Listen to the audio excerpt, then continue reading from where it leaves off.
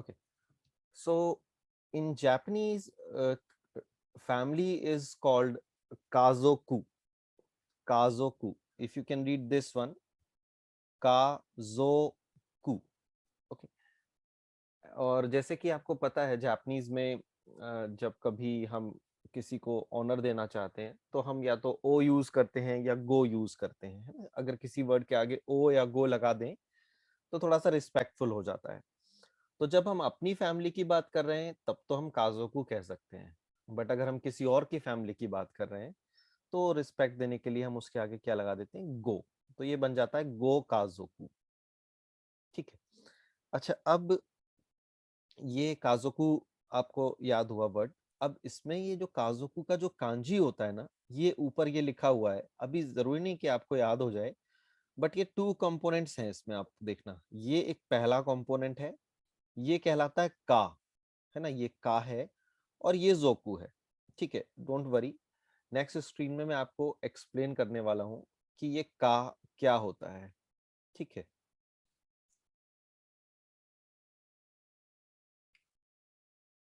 Arjun is there or not? Arjun आ रहा है मौसी ji, 2 Arjun is minute. Coming, okay okay okay. So अभी यहाँ पे हम लोग थोड़ा सा समझने की कोशिश करते हैं कि ये जो काजोकू वर्ड बना है ये कैसे बना है। का प्लस जोकू। तो का एक्चुअल में मतलब होता है हाउस, ठीक है, और जोकू का मतलब होता है फैमिली। तो मतलब घर है और परिवार है, ठीक है ना। तो घर परिवार एक तरह से हो गया, घर परिवार मतलब कि फैमिली। ठीक है। अब इसमें हम देखते हैं कि ये जो कांजी है इसको हम थोड़ा सा समझने की कोशिश करते हैं कि ये कांजी क्या है। ठीक है ना, इसकी कई सारी रीडिंग्स भी हैं जो हम अभी देखते हैं क्या है। तो इसमें आप देखना कि ये ऊपर ये जो कंपोनेंट ये इतना आपको दिखाई दे रहा है, ये क्या है, एक छत की तरह, ये एक रूफ है। और ये जो ऊपर बीच में एक छोटी सी लाइन है, ये चिमनी है। तो बेसिकली ये जो कंपोनेंट कभी भी आता है अगर किसी चीज में, तो ये एक तरह से रूफ को डिनोट करता है। ठीक है, ये आपका रूफ है। ठीक है।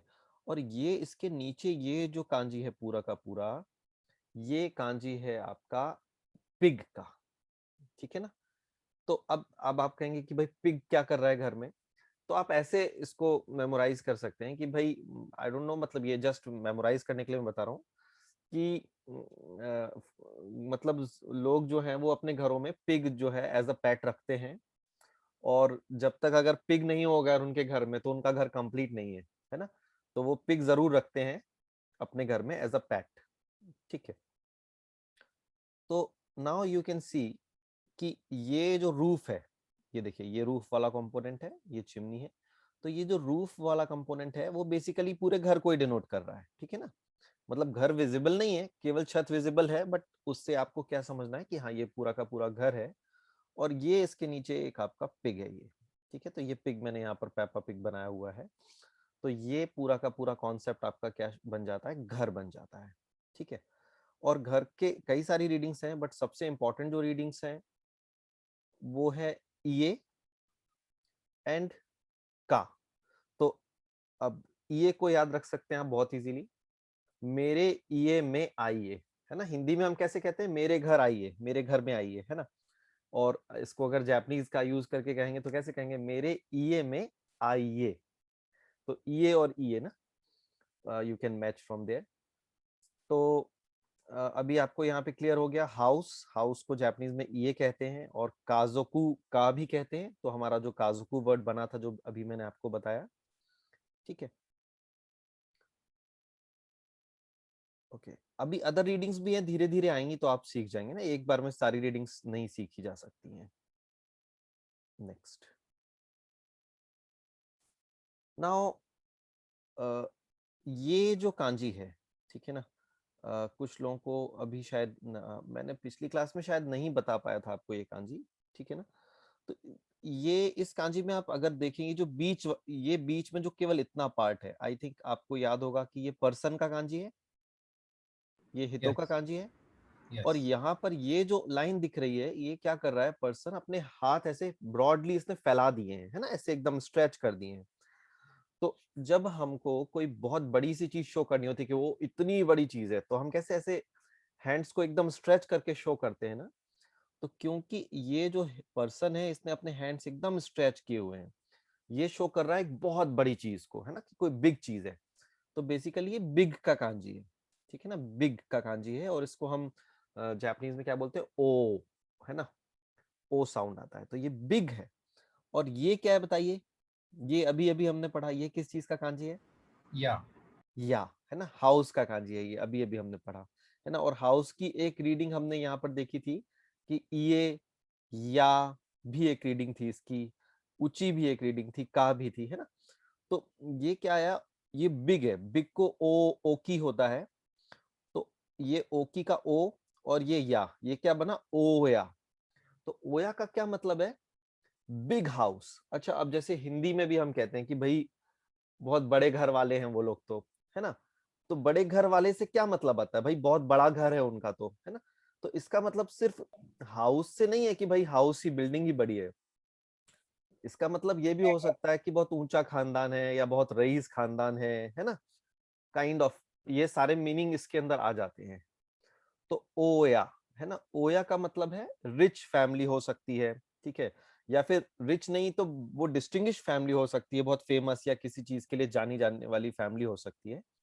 तो दैट इज ओया, ठीक है। तो इसको हमने टू पार्ट्स में ब्रेक कर लिया, big and house, so large house, in Hindi we will say बड़े घर वाले। क्लियर है यहां तक आपको? यस। ठीक है, now let's go to the next word. Arjun, समझ में आ रहा है, क्योंकि तुमने ये हाउस वाला कांजी मिस कर दिया? ठीक है। आ रहा है? हाउ, यस, ओया। ओया, ठीक है, okay. Now the next word, the next word में आपको देख रहे हैं कि वही हाउस का कांजी है हमारा पहले, ठीक है, और हाउस के कांजी के बाद एक और कांजी लगा हुआ है, ठीक है। Now what is this word actually? This word is याचिन, ठीक है। ये चिन का कांजी होता है, वो हम बाद में पढ़ेंगे, आज नहीं पढ़ने वाले। मेन है अभी याचिन। नाउ व्हाट इज दिस याचिन? तो याचिन क्या होता है कि हाउस में अगर हमने कोई रेंटल हाउस लिया हुआ है, तो जो मंथली हम उसका रेंट पे करते हैं, मतलब घर का जो किराया हम पे करते हैं, this chin is basically rent, तो उसको हम कहते हैं याचिन, ठीक है। तो आप इसको कैसे याद रख सकते हैं कि ये मेरा एक एक्स्ट्रा घर है मेरे पास चीन में, जो कि मैंने ले रखा है घर, this is my house in चीन, एंड बिकॉज मैंने इसको रेंट पे दिया हुआ है, so that's why I am receiving the चिन for this house, okay. So this is याचिन। अभी साथ में सब लोग थोड़ा थोड़ा सा बोलते रहा करिए वर्ड ना, याचिन याचिन याचिन, तो थोड़ा सा आपको, याचिन। है ना। याचिन। याचिन, याचिन is the house rent, okay. Now what is this? ये मैंने आपको फर्स्ट क्लास में बताया था कि ये जो कांजी है, ये किस चीज का कांजी है, वन का, just one line is there, है ना, ये वन हॉरिजॉन्टल लाइन है, ये रिप्रेजेंट करती है वन को, है ना, इची। इची को। और जैसे कि हमारा चैप्टर में भी आपने पढ़ा था, दाई इक्का, दाई निक्का, है ना, चैप्टर नंबर 1, चैप्टर नंबर 2 था। और ये तो हमारा हाउस है, हाउस को हमारी एक रीडिंग का भी होती है, ठीक है। तो ये है इची और ये है का, तो मिलके बन गया इक्का, इक्का, का मतलब होता है ना। हाँ, तो ये सू, ये बड़ा सू नहीं, ये छोटा सू है। छोटा सू से क्या होता है कि आगे वाला जो साउंड है उसका आधा साउंड आ जाता है, तो ये का है, तो का आधा आधा आधा क बन गया, ये इक्का, ठीक है। अब इस इक्का का क्या मतलब है भाई, one and house, one house, है ना, मतलब एक ही फैमिली, एक ही परिवार, है ना। तो इसका मतलब हो गया वन हाउस, वन फैमिली, और a household, we can use this word for household also. अभी कुछ पूछ रहे थे, किसी ने कुछ पूछा? मैं बोल रहा था, मुझे लगा रूफ है। हाँ ना, दिस इज रूफ ना, ये वाला जो है ये हाउस का कांजी है। और हाउस के कांजी का क्या हमारा पॉइंट होता था बताइए, कि ये एक रूफ होती है और रूफ के नीचे पिग होता है, ये पिग का कांजी है, ओके। ठीक है ना। तो यू कैन सी कि ये पूरा पिग्स का फैमिली है एक, तो ये बन गया इक्का। ओके,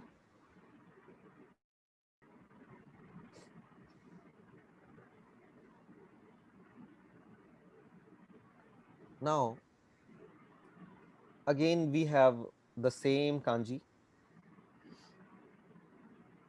है ना।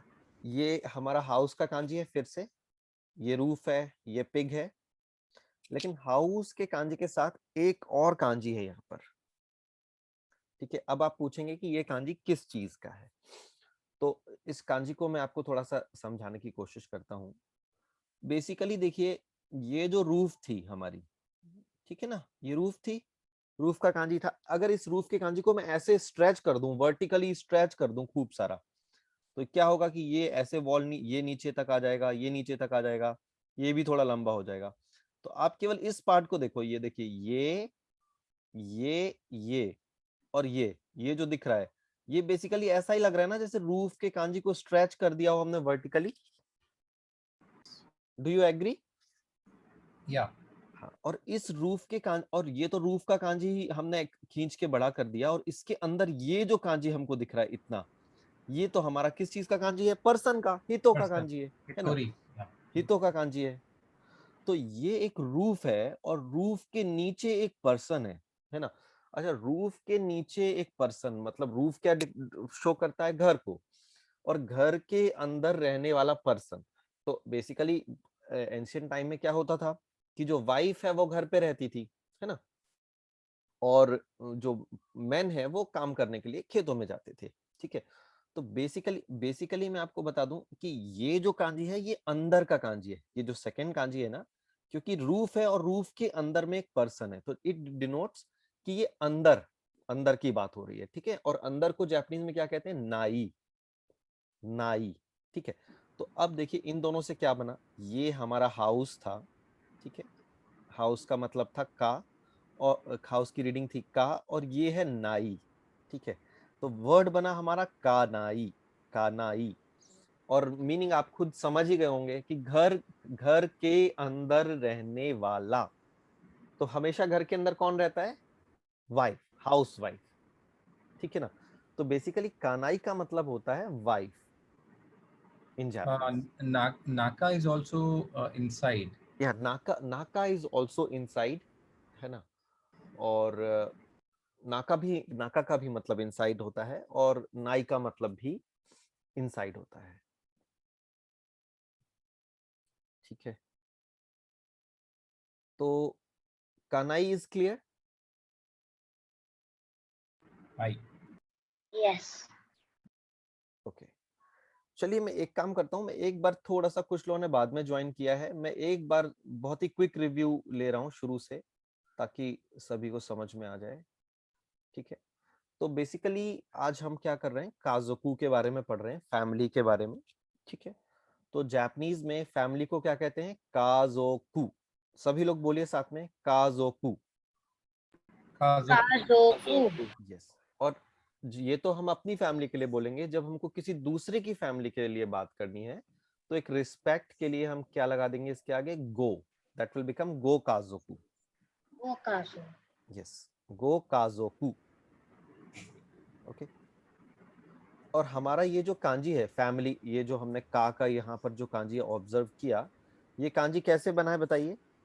इसके अंदर एक रूफ कंपोनेंट हमको दिख रहा है, ये रूफ है, एक लाइन और एक चिमनी, और इसके नीचे एक पिग, पिग है, ये पिग का कांजी है। ठीक है, तो ये होता है आपका हाउस, इसको हम कहते हैं ईए, जैसे हिंदी में हम कहते हैं मेरे ईए में आइए, है ना, you can remember like that. फिर हमने पढ़ा ओया, ओया means big house, big house का मतलब आ रहा है, लेकिन एक्चुअली सेंस क्या आएगा इससे? रिच फैमिली या distinguish family. What is this? याचिन याचिन। And what is the meaning of याचिन? House rent. House rent, exactly.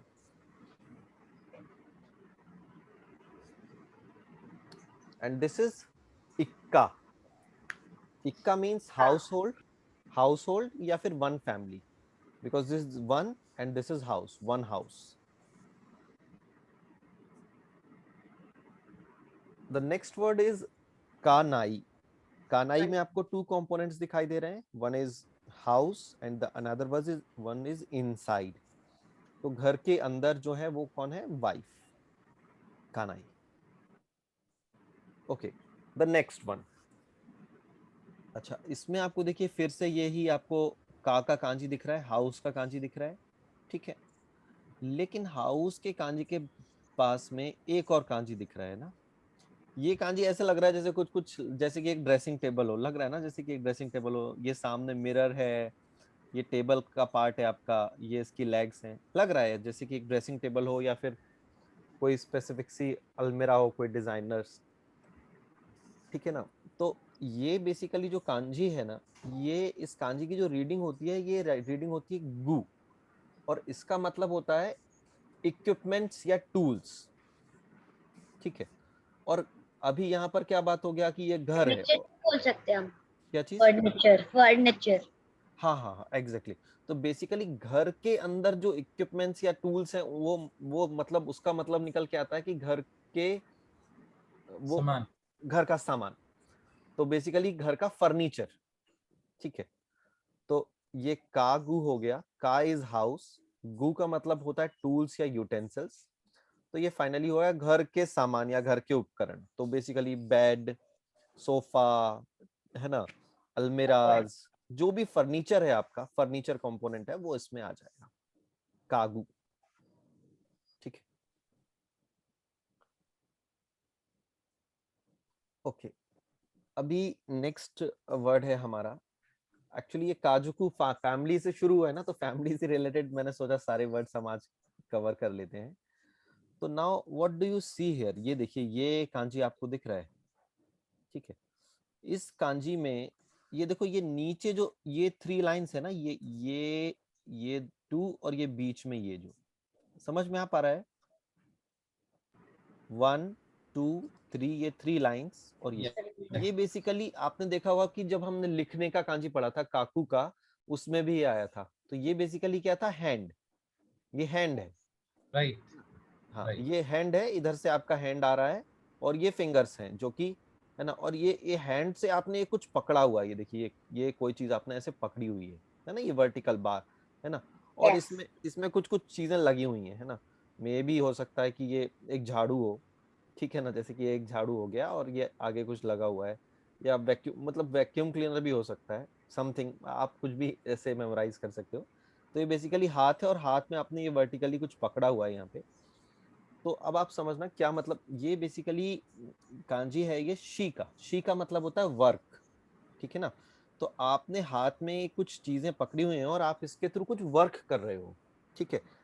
तो शिगोतो में भी यही शी आता है, ठीक है ना. शिगोतो का शी है ये. शिगोतो क्या होता है वो मैं आपको बताऊंगा. शिगोतो मतलब होता है काम या वर्क, ठीक है ना. जैसे मैं भी अगर जॉब करता हूँ, नौकरी करता हूँ, then I will say that I do some शिगोतो.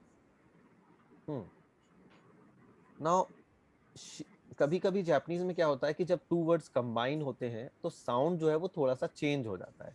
तो ये तो हमारा का था और ये शी था, तो शी का जी हो जाता है यहाँ पर. ये देखिए, तेन तेन लग गया, तो क्या बन गया? काजी.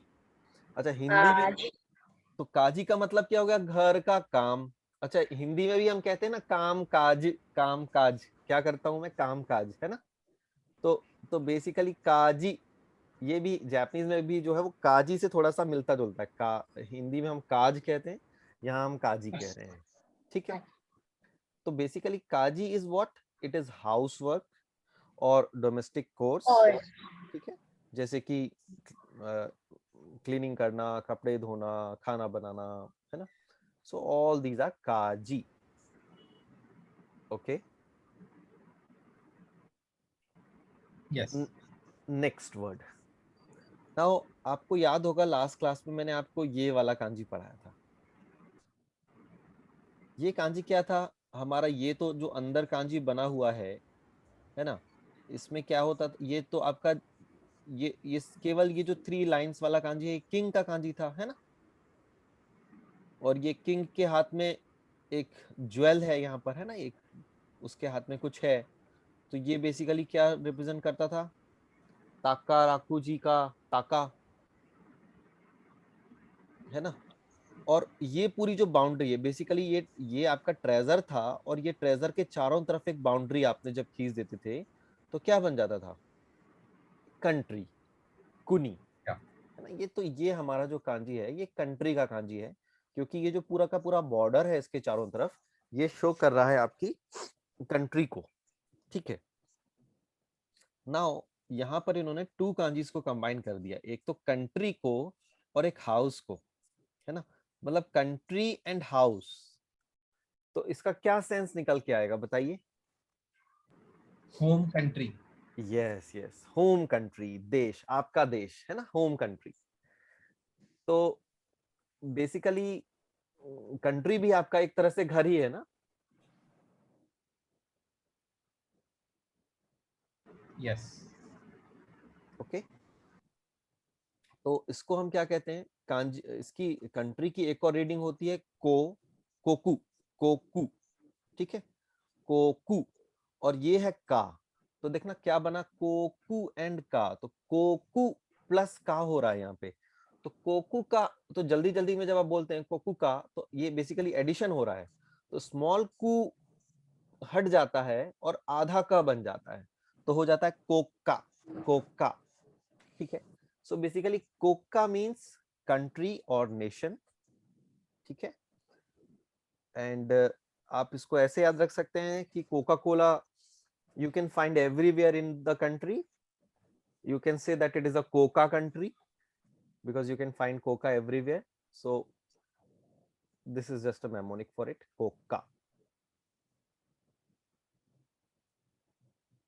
अभी तक कोई डिफिकल्टी तो नहीं लग रही है आप लोगों को? No.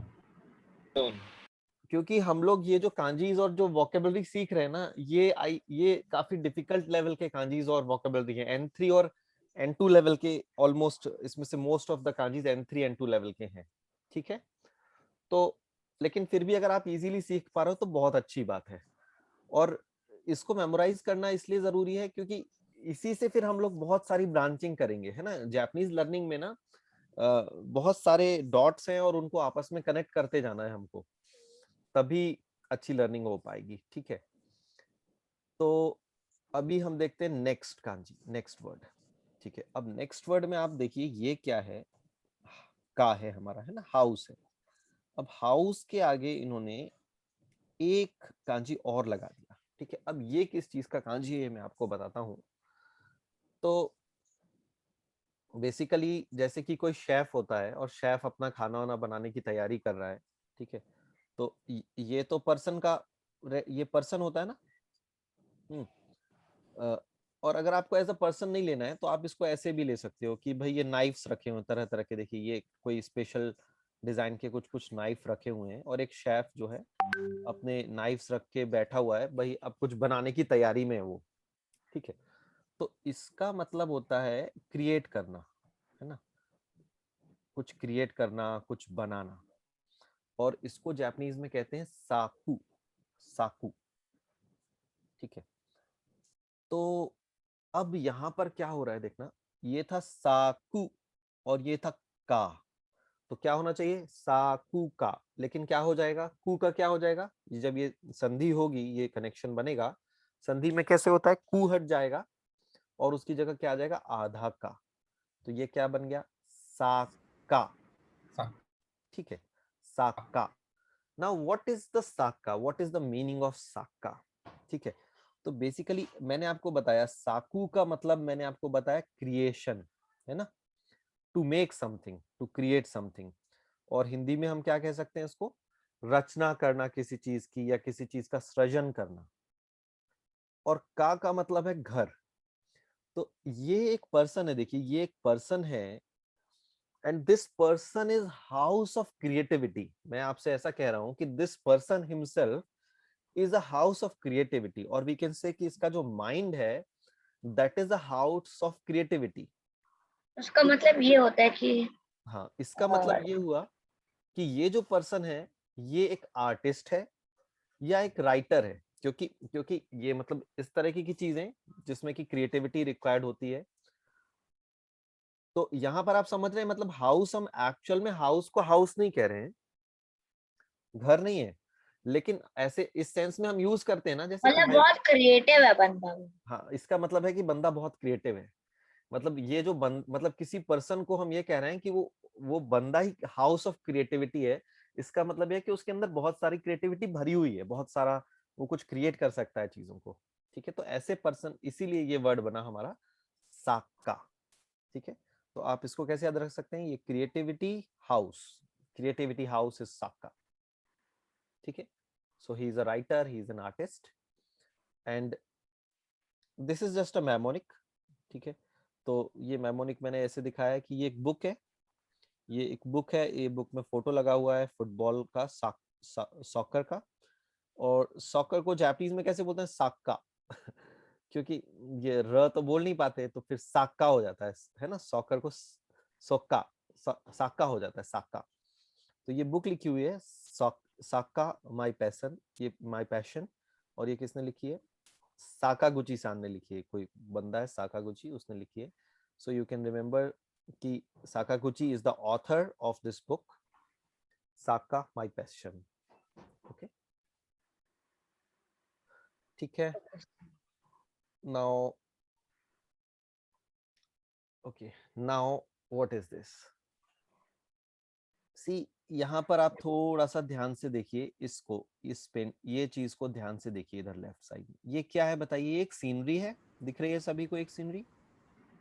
लेकिन ये पेंटिंग कैसी है कि 4 स्मॉल स्मॉल सीनरीज को मिला करके बनाई गई है। देखिए 4 स्क्वायर्स हैं छोटे छोटे, और उनको उन्होंने यहाँ पे एज अ कोलाज लगा दिया है, तो एक बड़ी सीनरी बन गई है।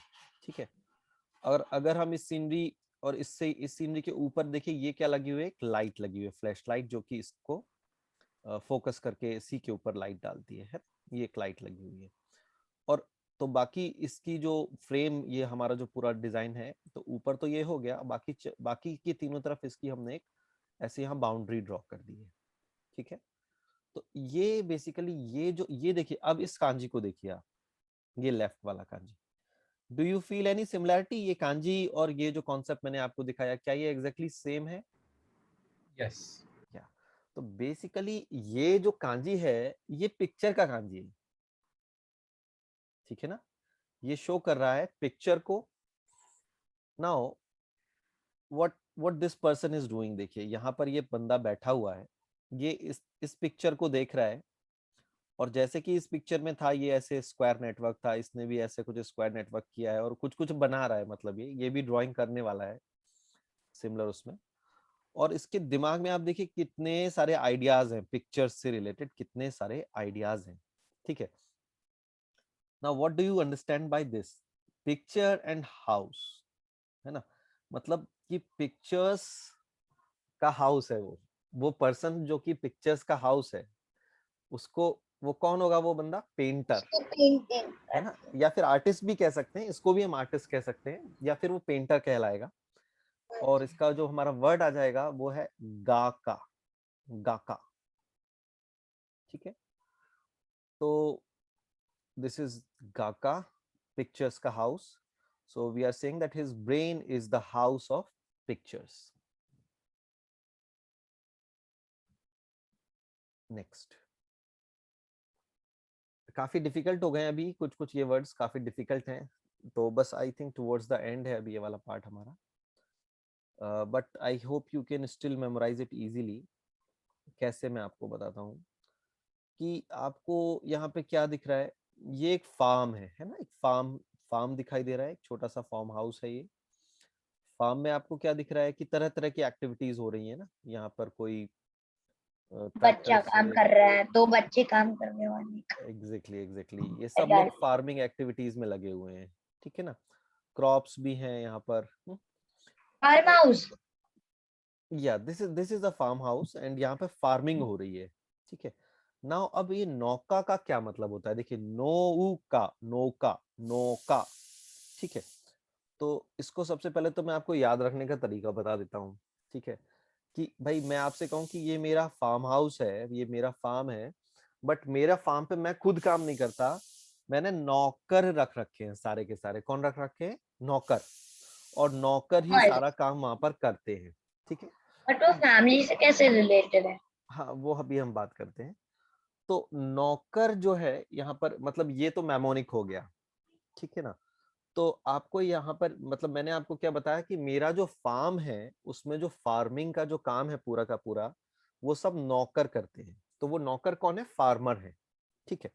तो बेसिकली नौका का मतलब होता है फार्मर, ठीक है। नाउ अब हम आते हैं कांजी पर, ठीक है। तो ये देखिए 2 पार्ट्स में ये कांजी डिवाइडेड है। फर्स्ट पार्ट इज नो एंड सेकेंड पार्ट इज का। तो नो इज द एग्रीकल्चर एंड का is the house, house of agriculture, ठीक है ना। तो बेसिकली हाउस ऑफ एग्रीकल्चर का क्या मतलब है कि मतलब एक ऐसा घर या एक ऐसा परिवार जो कि पूरी तरह से फार्मिंग में है ना, फार्मिंग करता है। तो बेसिकली वो सारे के सारे लोग क्या हो गए? फार्मर्स हो गए, ठीक है ना। तो नौका डिनोट की मतलब ये एक इंडिविजुअल फार्मर को भी शो कर सकता है, या फिर एक ऐसे पूरे की पूरी फैमिली को भी शो कर सकता है जो कि फार्मिंग में इन्वॉल्व है, ठीक है। ओके। तो ये फैमिली, ये अभी हमने हाउस, ये बेसिकली हमने हाउस से रिलेटेड सारे कांजीज स्टडी किए, हाउस के आसपास जितने भी कांजीज थे, और उसके वर्ड्स भी हमने सीखे। अब हम कोर फोकस करने वाले हैं फैमिली के ऊपर, ठीक है ना, कि फैमिली में कौन कौन लोग होते हैं, कौन कौन से रिलेशंस होते हैं, और उनको हम क्या कहते हैं। अच्छा, आपने एक चीज देखी होगी कि हिंदी में भी हमारे जो प्रोनाउंसिएशन वर्ड्स हैं वो अलग अलग होते हैं। जैसे अगर हमारे खुद के दादू हैं, दादाजी हैं, तो आप उनको प्यार से दादू भी कहोगे, है ना। दादी को सिर्फ दादी भी कहोगे, जरूरी नहीं कि जी लगाओ। मम्मा को माँ कहोगे, पापा को लाइक पिता, या और चाचा को चाचू। तो एक कैजुअल वर्ड्स होते हैं हमारे, है ना, बहुत ज्यादा उसमें रिस्पेक्ट नहीं होता बल्कि प्यार होता है। जबकि अगर हम किसी और की फैमिली के बारे में बात करें कि भाई आपके दादाजी, आपकी दादी जी, है ना, आपके माता जी, तो फिर हम कैसे वर्ड्स यूज करते हैं? बहुत ज्यादा फॉर्मल या फिर रिस्पेक्टफुल वर्ड्स हम यूज करते हैं। तो बेसिकली जैसा हिंदी में है वैसा ही सिमिलरली जापानीज में भी है, ठीक है ना। और जापानीज में खास तौर से जब आप दूसरे के बारे में बात कर रहे हो तो एकदम रिस्पेक्ट का वर्ड आपको यूज करना है, ठीक है ना। लेकिन अपने केस में वो कभी भी रिस्पेक्टफुल वर्ड यूज नहीं करेंगे। अपने केस में वो जानबूझ के ऐसा वर्ड यूज करेंगे, मतलब ताकि अपन, क्योंकि जापान में ऐसा ही कल्चर है कि जब अपने बात में बात कर रहे हो तो बहुत लो, थोड़ा सा लो प्रोफाइल रखो, मतलब लो दिखाओ चीजों को, ठीक है ना। और ना उतना रिस्पेक्ट भी नहीं दो, ठीक है। तो इसीलिए हमेशा जब वो अपने बारे में बात करेंगे तो बड़े कैजुअल से या फिर इस तरह के लो रिस्पेक्ट वाले वर्ड यूज करते हैं, ठीक है ना, अपनी फैमिली के बारे में। तो अब हम बात करते हैं फैमिली ट्री की, कि फैमिली ट्री कैसे होता है जापानीज में। तो पहले मैं एक काम करता हूँ कि पहले मैं सारे के सारे रिलेशंस के वर्ड्स कंपेयर कर रहा हूँ, और फिर हम एक फैमिली ट्री पूरा बनाएंगे, ठीक है। नाउ जितनी भी अभी आगे स्क्रीन्स आने वाली हैं सबको मैंने ऐसे 2 पार्ट्स में डिवाइड किया है। इसका जो इधर लेफ्ट साइड वाला जो पार्ट आपको दिख रहा है ना, ये होगा अपनी खुद की फैमिली के लिए, और ये राइट साइड वाला जो पार्ट होगा ये होगा दूसरे की फैमिली के लिए, ठीक है। तो ये जो पहला वर्ड है ये हमने पहले भी पढ़ा हुआ है, हा हा। हा हा हमने कैसे सीखा था कि भाई ये जो बेबी है जब भी अपनी मम्मा के पास जाता है तो वो खुश हो जाता है बहुत हमेशा ही, है ना, और फिर वो हंसता है एंड ही सेज हा हा हा। तो हा हा, हा हा का मतलब क्या होता है? मदर, ठीक है। और ये है, ये तो मेरी मम्मा थी, ठीक है, ये मैं हूं और ये मम्मा है मेरी, तो मैंने बोला हा हा। लेकिन ये किसी और की मदर है, ठीक है ना, तो मैं इनको हाहा नहीं बोल सकता, ठीक है। तो इनका जो वर्ड होता है वो होता है ओकासान। अब ओकासान क्यों होता है? क्योंकि ये इतना ज्यादा काम करती हैं, इतना ज्यादा, मतलब हर समय इनका काम काम काम काम चलता रहता है। तो दैट्स वाई उनका नाम आप याद रख लीजिए, ओकासान, ठीक है। यू कैन सी का के बाद एक और अ लगा हुआ है, प्रोलॉन्ग्ड है, दैट्स वाई ओकासान, है ना। अच्छा, बाकी कांजी अगर आप देखेंगे तो कांजी सेम ही है। देखिए हाहा में भी कांजी यही आया है, और ओकासान में भी कांजी यही आया है। ये कांजी भी मैंने आपको लास्ट 1-2 क्लास पहले पढ़ाया था, ठीक है। तो हाहा एंड ओकासान, my mother and someone else mother. Okay, let's go to the next word.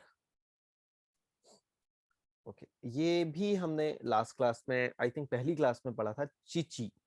ठीक है ना. तो ये जो फोटोग्राफ दिखाई दे रहा है यहाँ पर, ये मेरे फादर का फोटोग्राफ है. तो मेरा फादर है, इसीलिए उनको मैं क्या कहूंगा, चीची. अच्छा, मैं उनको चीची क्यों बुलाता हूँ लेकिन प्यार से? Because he can dance like चीची, he can dance like Govinda. That's why उनको मैं क्या बुलाता हूँ प्यार से, चीची. ठीक है ना. तो ये आपके हो गए चीची. एंड सी, उनकी जो मुस्टैचेस हैं वो बड़ी प्रोमिनेंट है, काफी बड़ी बड़ी मुस्टैचेस हैं उनकी. तो आप यहाँ पर देख सकते हैं कि ये जो आपको ऐसे क्रॉस जो दिखाई दे रहा है, ये बेसिकली मुस्टैचेस हैं. और ये बिग मुस्टैचेस शो करती हैं किसको, फादर को. ठीक है. नाउ अब बात करते हैं, ये तो मेरे फादर हुए, अब बात करते हैं दूसरे के फादर की. ये कोई दूसरा बेबी है, दूसरा बच्चा है, और ये उसके फादर हैं. तो आप इसको ऐसे याद रख सकते हैं कि देखिए जापानीज में ओतो, ओतो का मतलब होता है साउंड. ठीक है ना. ये कोई इसका लॉजिकल एक्सप्लेनेशन नहीं है, केवल मैं आपको याद रखने के लिए बता रहा हूँ. ओतो का मतलब क्या होता है, साउंड. ठीक है ना. और हम कहते हैं इनको ओतोसान, ओतोसान. ठीक है ना. एक मिनट, एक चीज यहाँ पर थोड़ी सी गड़बड़ हो रही है, इसको ठीक करता हूँ.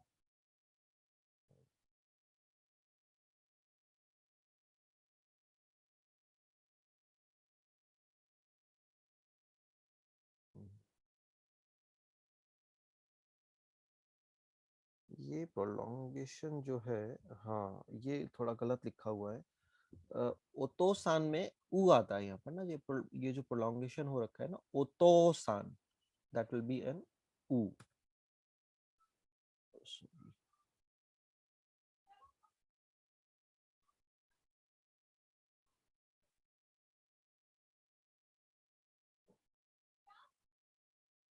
ओतोसान. ठीक है.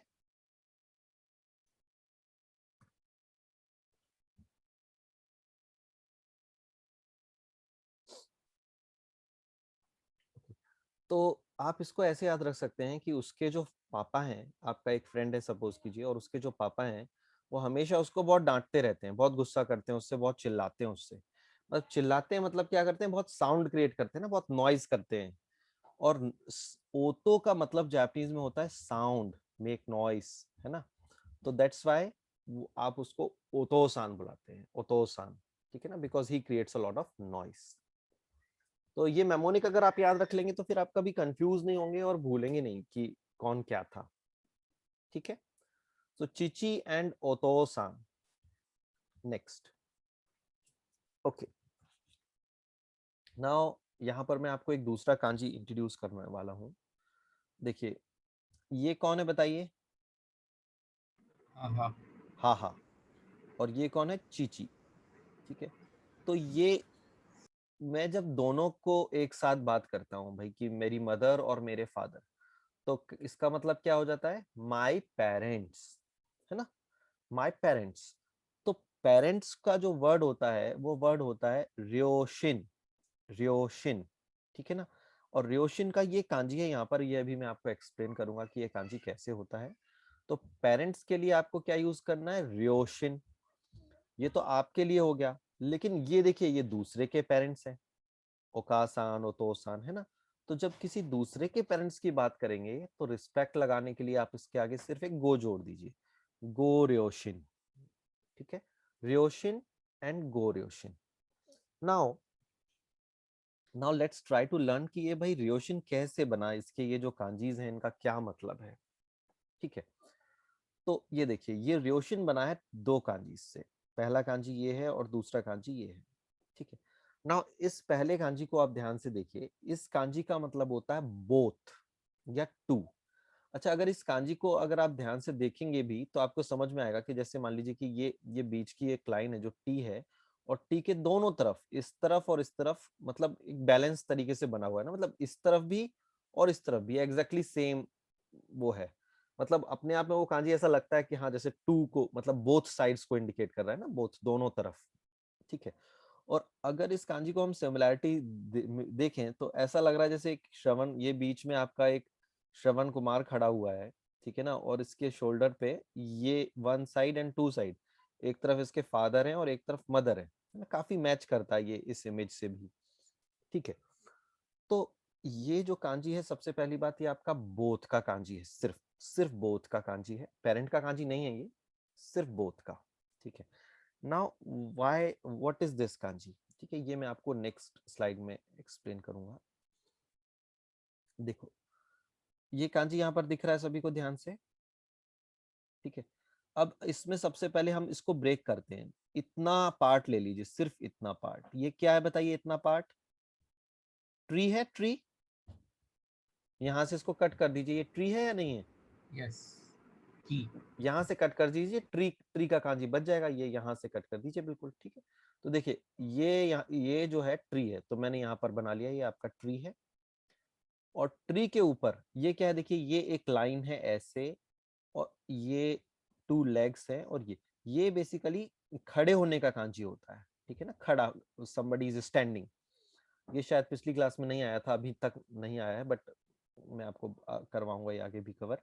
तो इसको देखिए आप, ये एक ग्राउंड आ गया, ये देखिए ग्राउंड आ गया, ये जो लाइन है ना, ये वाला लाइन, ये ग्राउंड आ गया, ये जो टू ये दिख रही हैं आपको, ये लेग्स दिख रही हैं आपको, नीज एंड लेग्स, ये देखिए ये लेग्स हैं, और ये फेस है एक पर्सन का, और ये हैंड्स है स्प्रेड, मतलब ये आपको समझ में आ रहा है।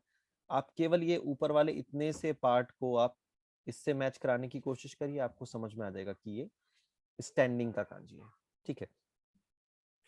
तो मतलब इतने से पार्ट का क्या मतलब हो गया कि भाई पेड़ के ऊपर कोई खड़ा है, समझ में आ गया इतना, पेड़ के ऊपर कोई खड़ा है। अब पेड़ के ऊपर क्यों खड़ा है, लेट्स ट्राई टू अंडरस्टैंड। अच्छा, अब ये जो कांजी है हमारा, इस कांजी को भी मैं ब्रेक करके आपको बताता हूँ। देखिए इसमें से अगर ये मैं नीचे, ये जो टू लेग्स जैसे दिख रहे हैं ना आपको, ये जो टू लेग्स दिख रही हैं, इसको मैं हटा दूं अगर, तो सिर्फ क्या बचेगा बताइए, ये एक रेक्टेंगल बचेगा जिसमें कि बीच में लाइंस है।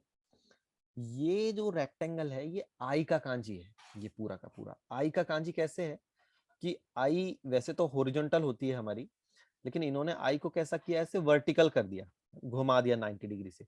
अब 90 डिग्री से जब आप आई को घुमा देते हैं, तो देख आपको दिख रहा है ना, मतलब एक लाइन ये बीच में ऐसे आ गई, एक लाइन ये ऐसे आ गई, और समथिंग लाइक ऐसे ये है। इसको इन्होंने रेक्टेंगुलर फॉर्म में जब बनाया तो बाहर एक ऐसे रेक्टेंगल बना दिया, और बीच में ये टू लाइंस ऐसे इन्होंने ड्रॉ कर दिए, टू लाइंस मतलब इसका यहाँ एक सिंप्लीफिकेशन आ गया और यहाँ एक आ गया। तो बेसिकली ये जो ऊपर का जो पार्ट है ये आई का कांजी है। तो अब आपको आई का कांजी याद रहेगा, ठीक है। अच्छा एक बात बताइए, ये तो सिर्फ आई का कांजी है। अब देखिए आई और सी, इन दोनों चीजों में फर्क है ना। आई तो मतलब सिर्फ आई हो गया, मतलब बॉडी का पार्ट, और सी का क्या मतलब होता है, देखना। तो अगर आपके पास सिर्फ आई है और आप एक जगह बैठे हुए हैं, तो आप बहुत ज्यादा कुछ चीजें देख नहीं सकते। अगर आपको देखना है बहुत सारी चीजें, तो आपको क्या करना पड़ेगा, अपनी जो लेग्स हैं, ये लेग्स देखिए, ये वन लेग, ये टू लेग, इन लेग्स का यूज करना पड़ेगा। आपको वॉक करके इधर उधर घूमना पड़ेगा, then you will be able to see so many things, ठीक है ना। तो इन्होंने बेसिकली क्या किया है कि सीधे सीधे ये आई ली है, कि देखिए एक आई ली है, और आई को ही इन्होंने लेग्स लगा दी है। देखिए अभी सिर्फ आई थी, अब उसके पास लेग्स भी हैं, वो घूम फिर सकती है, आई इधर उधर जा सकती है। तो मतलब ये जो कांजी बन गया, नया कांजी पूरा का पूरा, ये किस चीज का कांजी बन गया, टू सी का, मीरू, मीरू का कांजी बन गया है। मीरू मतलब देखना। अब हम बात करते हैं कि भाई ये पूरा का पूरा जो कांजी है ये क्या है। पेड़ के ऊपर खड़े होकर के देख रहे हैं, समझ में आया इतना। ये पेड़ के ऊपर खड़े हैं और खड़े होकर के ये देख रहे हैं। तो ये क्या होता है, देखिए कि जब मतलब पुराने टाइम की बात करते हैं, हाइपोथेटिकल भी है थोड़ा, कि भाई बच्चे जो हैं वो खेल रहे हैं, ठीक है, अब खेल रहे हैं इधर उधर, खेल रहे हैं, घूम रहे हैं इधर उधर। तो अब पेरेंट्स क्या करें, उनको समझ नहीं आ रहा बच्चे कहाँ चले गए, ठीक है। तो वो क्या करते हैं कि वो पेड़ के ऊपर चढ़ के बैठ जाते हैं, और वहीं से वो जो है अपने बच्चों को देखते रहते हैं, ठीक है ना। तो इसीलिए ये जो कांजी है, ये कांजी शो करता है पेरेंट्स को, ओके। इसकी जो रीडिंग्स है वो है ओया एंड शिन। तो this kanji is for parents. Now go back to this. What was this? Both, है ना? Both, and this is parents. So both parents becomes Ryoshin. Okay.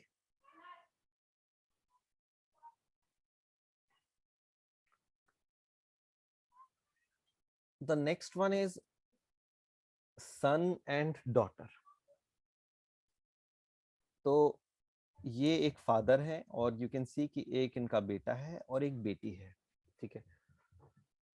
तो जापानीज में सन और डॉटर के लिए जो वर्ड यूज होता है वो है मुसुको एंड मुसुमे, ठीक है। अब इसमें बड़े बहुत ही क्लोज हैं ये दोनों वर्ड, मुसुको एंड मुसुमे, तो अक्सर कंफ्यूजन हो जाता है कि भाई बेटा कौन सा था और बेटी कौन सी थी, ठीक है। तो उसको मैं आपको याद रखने का एक बहुत अच्छा तरीका बताता हूँ। मुसुमे, मुसुमे में क्या आ रहा है लास्ट में बताइए? मे आ रहा है। मे, मे का मतलब क्या होता था? हमने पढ़ा था फर्स्ट क्लास में ही, मे का मतलब होता था आईज, ठीक है ना। तो ये जो बेटी है, बेटी की जो आईज है वो बहुत ही सुंदर है। मे ऑफ माई मुसुमे इज किरेई, मेरी बेटी की जो आईज है वो बहुत सुंदर है। आप ऐसे याद रख लें इसको। तो क्या बन जाएगा? अब आपको कभी नहीं आप इसमें भूलेंगे, मुस्को हमेशा सन रहेगा और मुसुमे जिसमें मे आ रहा है, आईज आ रही हैं, ब्यूटीफुल आईज, वो डॉटर होगी, ठीक है। सो मुस्को एंड मुसुमे। नेक्स्ट, यहां तक क्लियर है? मैं एक बार फैमिली वाला फिर से रिव्यू कर लेता हूँ शुरू से ताकि रिवीजन हो जाए। चलिए बताइए।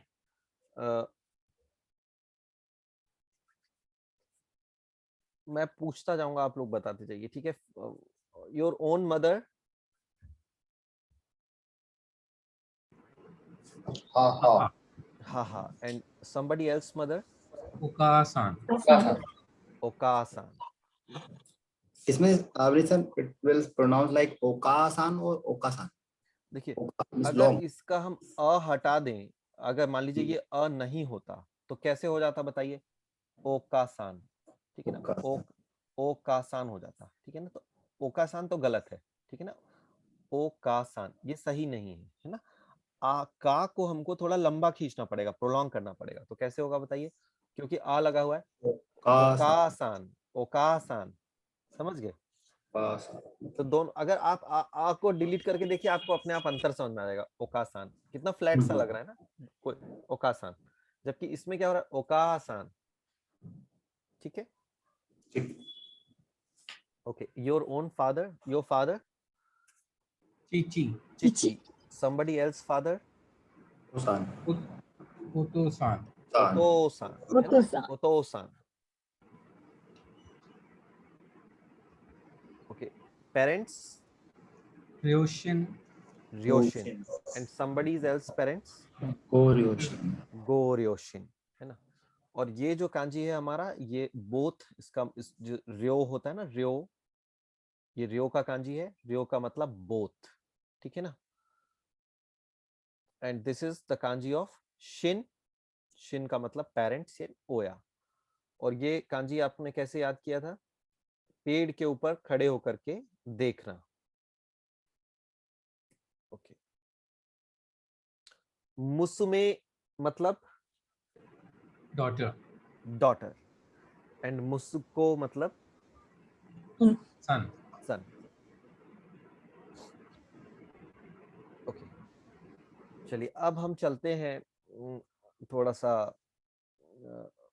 थर्ड जनरेशन की तरफ, दादा दादी की 2 तरफ। मिनट का ब्रेक ले सकते हैं, बस 2 यस, मिनट। हाँ हाँ, ओके ओके, लेट्स डू, ठीक है। हम लोग एक काम करते हैं, 5 मिनट्स का ब्रेक कर लेते हैं, काफी है ना। 5 मिनट्स ब्रेक कर लेते हैं, फिर हम मिलते हैं आफ्टर 5 मिनट्स। 12:29 हुआ है, 12:35 पे शुरू करते हैं।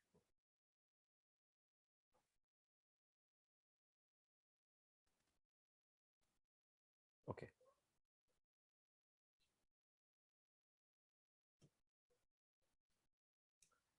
सो बेसिकली सोफू का जो कांजी है वो कैसे बना है आप देखिए। ये तो फादर का ही कांजी है, ठीक है ना। फादर के पहले एक और कांजी आ रहा है, ठीक है ना, जिसका रीडिंग है सो। तो बेसिकली इस रीडिंग का मतलब होता है ancestor.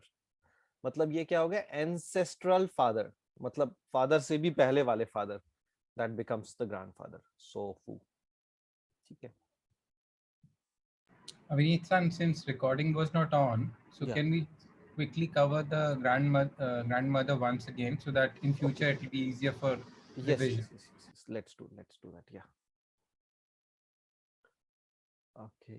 So in this slide, I have shown the grandmother, and at the left side you can see this is my grandmother, and the speciality of my grandmother is that वो जहाँ भी बैठती है वो हमेशा सो जाती है। तो in Hindi we can say हमेशा सोती वोती रहती है ना? तो सोती वोती रहती है, तो सोती का हमने सो लिया है, वोती का वो लिया है, सोबो। तो दैट्स वाई प्यार से हम उनको क्या बुला सकते हैं, सोबो। जबकि ये है किसी और की ग्रैंडमदर, इनकी खासियत क्या है कि ये हमेशा बातें करती रहती है, बाबा बाबा। Okay, that's why we can call her ओबासान, ओबासान। Listen, Nisli told Sofu-san. Sofu. या दादी जो है वो है सोबो, सोबो, क्योंकि वो सोती और बोती रहती हैं, ठीक है ना, सोती बोती। और जो Not Sofu, no? दादू है वो है सोफू, वो दादू की। है ना, वो दादू है। ठीक है, नेक्स्ट स्लाइड पे फिर से आप देख लीजिए एक बार, जो दादू हैं वो हमेशा सोफे पे ही बैठे रहते हैं, दैट्स व्हाई सोफू।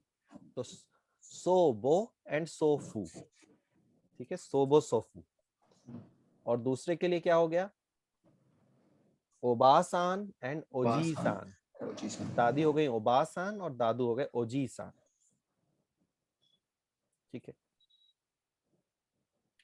नाउ अभी देखिए ये ओबासान और ओजीसान, इसका हमने एक मतलब तो सीखा भाई कि किसी के दादू हैं या किसी के दादाजी हैं, किसी की दादी जी हैं, तो हम ऐसा कह सकते हैं। अच्छा, हिंदी में भी, इंडिया में भी ऐसा होता है अक्सर कि आप रास्ते में कहीं जा रहे हैं, अचानक से कोई बहुत ही एल्डरली पर्सन आपके सामने है या कुछ है, तो हम लोग कैसे बात करते हैं उनसे, हम उनको बोल देते हैं ना, अरे दादा आप ऐसा क्यों कर, है ना, मैं आपकी हेल्प कर देता हूँ। हम बोलते हैं ना दादा, दादा वर्ड यूज करते हैं ना बहुत एल्डरली लोगों के लिए, Yes. दादा या फिर दादी, है ना। जबकि भले ही वो किसी के दादा दादी हो, रियलिटी में हो सकता है उनके पोते पोती हो या ना हो, उससे हमें कोई मतलब नहीं होता, बट वो क्योंकि बहुत एल्डरली और है, तो हम उनको रिस्पेक्ट देने के लिए दादा दादी वर्ड यूज कर लेते हैं, ठीक है ना, दादाजी दादी जी। तो सेम कॉन्सेप्ट जापान में भी है। आपको अगर कोई बहुत एल्डरली पर्सन है, उसको आप रिस्पेक्ट शो करने के लिए ओबा-सान और ओजी-सान यूज कर सकते हैं, ठीक है ना। लेकिन आपको ध्यान रखना चाहिए कि जैसे कि मान लीजिए कोई 50-55 साल का ही है अभी, और आप उसको, क्योंकि भाई 50-55 साल में भी आदमी अपने आप को यंग फील करता है काफी ना, और आप उसको ओबा सान और ओजी सान बोलेंगे तो उसको बड़ा खराब फील होगा कि यार ये मुझे काफी दादा दादी बोल रहा है, बूढ़ा समझ रहा है ना। तो थोड़े से जो लोग एक्चुअल में ही एल्डरली हो, मतलब कि 70-20 के आसपास हो, 65-70 तक हो, तो आपको उनको ओबा सान ओजी सान बोलना अच्छा लगता है ना। यू अंडरस्टैंडिंग ना, ये क्या पॉइंट है। तो कभी भी किसी थोड़े से, हाँ, थोड़ा देख करके यूज करना होता है इस वर्ड को, ओबासान ओजीसान, ठीक है। ऑल्दो हम रिस्पेक्ट दे रहे हैं, हम तो रिस्पेक्ट ही दे रहे हैं, बट अगला बंदा गलत समझ लेगा, ठीक है। ओके, तो ये जो है, ये अभी अभी हमने ये पिक्चर थोड़ी देर पहले भी देखी थी, ये मेरे दादू की फोटो है, सोफू की फोटो ना, सोफे पे बैठे हुए हैं। नाउ ये जो गोदी में है ये मैं हूँ, ठीक है। तो अब दादू क्या बोल रहे हैं कि ये जो मैं हूं, ये दिन भर इनसे कुछ ना कुछ मांगता ही रहता हूं, ठीक है ना।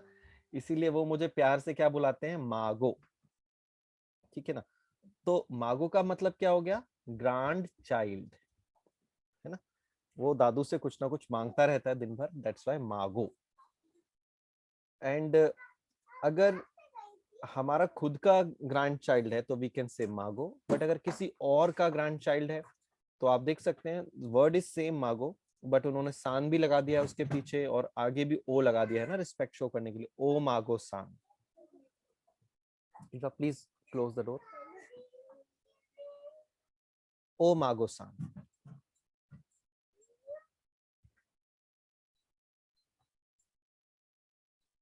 Okay, the next one is,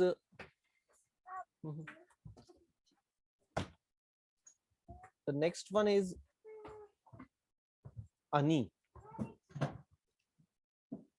अनि, ठीक है। अब अनि का जो कांजी है वो हमको बहुत ध्यान से देखने की जरूरत है, बहुत इजीली आप इसको रिमेम्बर कर सकते हैं। तो अनि के कांजी में देखिए 2 कंपोनेंट्स हैं। एक तो पहले आपको ये दिखाई दे रहा है, एक है ना रेक्टेंगल। ये रेक्टेंगल किस चीज का कांजी होता है? माउथ का, हमने पढ़ा था। ये होता है माउथ, ठीक है ना। तो आप इसका ये देखिए, ये जो फेस है इसने कितना ब्रॉड ओपन कर रखा है, इसका पूरा का पूरा माउथ हमको यहाँ पे दिखाई दे रहा है, ठीक है ना। ये as a like a rectangle ही है, ठीक है। तो ये तो फेस है इसका, और ये नीचे इसकी क्या दिखाई दे रही है? लेग्स, ठीक है। तो ये इसकी लेग्स है। तो एक्चुअली मेरा जो अनि का मतलब क्या होता है? एल्डर ब्रदर, ठीक है। तो अब एल्डर ब्रदर की जो खासियत है, दो जो सबसे इंपॉर्टेंट चीजें हैं, एक तो उसका जो माउथ है वो हमेशा मुझ पे चिल्लाता रहता है, बहुत गुस्सा, मतलब है ना, he is always shouting on me. तो दैट्स व्हाई उसका मैंने ये माउथ लिया हुआ है यहाँ पे। एंड सेकेंड थिंग वो कि वो हमेशा मेरे पीछे भागता रहता है, ठीक है ना।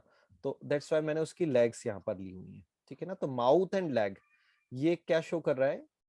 एल्डर ब्रदर को, ठीक है। तो ये देख सकते हैं आप कि ये इसका एल्डर ब्रदर है और ये इसके पीछे भाग रहा है, परेशान कर रहा है इसको, और शाउटिंग भी कर रहा है, ठीक है। तो अनि यूज करते हैं हम कब? जब हम अपने एल्डर ब्रदर की बात कर रहे हो, और जब हम किसी और के एल्डर ब्रदर की बात कर रहे होते हैं। तो देखिए क्या होता है, यही सेम कांजी है, इसके पीछे सान भी लग जाता है और इसके आगे ओ भी लग जाता है, ठीक है ना। ओनोग्राफिक ओ लग गया और ये सान लग गया। तो अब इसको क्या पढ़ेंगे देखना। अब अगर आप ऐसे पढ़ने की कोशिश करें तो ओ अनि सान, पर ओ अनि सान नहीं होता है, वो बीच का जो अ है उसको छोड़ देते हैं, ठीक है ना। तो सिर्फ क्या पढ़ा जाता है इसको? ओनीसान, ओनीसान, ठीक है ना। नी प्रोलॉन्ग हो जाता है यहाँ पे, ओनिसा। ओनीसान, ओनीसान, ठीक है। तो अनि एंड ओनीसान। नेक्स्ट, तो अच्छा, अब जैसे कि है ना, ये मैंने आपको बताया। अब जैसे हिंदी में हम कहते हैं भाईगिरी, है ना, भाईगिरी। मतलब कोई अगर दादागिरी कर रहा है या मार रहा है, पीट रहा है, तो हम कहते हैं ना भाईगिरी कर रहा है। तो वैसे अगर इंग्लिश जापानीज में अगर हम वर्ड बनाने की कोशिश करें भाई, तो क्या क्या वर्ड बनेगा बताइए? भाईगिरी का क्या हो जाएगा? अनिगिरी। और ये कोई वर्ड नहीं है, I am just telling you कि जैसे भाईगिरी होता है, अगर हम जापानीज और हिंदी को मिक्स करके बनाए तो दैट विल बी अनिगिरी। Okay, now this is the word ओतोतो। ओतोतो, ओतोतो का मतलब होता है यंगर ब्रदर, ठीक है। अच्छा, अब ये कैसे यंगर ब्रदर होता है? तो अभी अभी थोड़ी देर पहले हम लोगों ने वर्ड पढ़ा था ना, ओतोसान। यहाँ पर भी सब जगह गलत लिखा हुआ है। हमने वर्ड पढ़ा था ओतोसान, ठीक है। ओतोसान हमने कैसे याद किया था कि भाई ओतोसान जो है वो काफी ओतो करते हैं, बहुत नॉइस करते हैं ना, that's why we call them ओतोसान। तो ये जो है छोटा भाई जो है, ये और भी ज्यादा साउंड करता है, ओतोतो, ओतोतो, ठीक है ना। मतलब डबल डबल, ओतोतो में 2 बार हो रहा है ना, ओतोतो। तो वो डबल साउंड क्रिएट करता है, डबल नॉइस क्रिएट करता है। छोटा भाई है अभी ना, छोटा है इसलिए रोता रहता है हमेशा। तो उसको हम क्या कहते हैं? ओतोतो, ठीक है। तो आपको अनि और ओतोतो याद रहेगा? यस। ओके, अच्छा, अब ये ओतोतो था, अगर किसी और का ओतोतो है तो we just add san behind this, so this becomes ototo san. Yeah.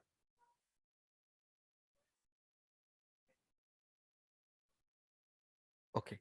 Now अभी हम लोग इसका अनि का और ओतोतो का जो कांजी है उसको समझने की कोशिश करेंगे थोड़ा सा।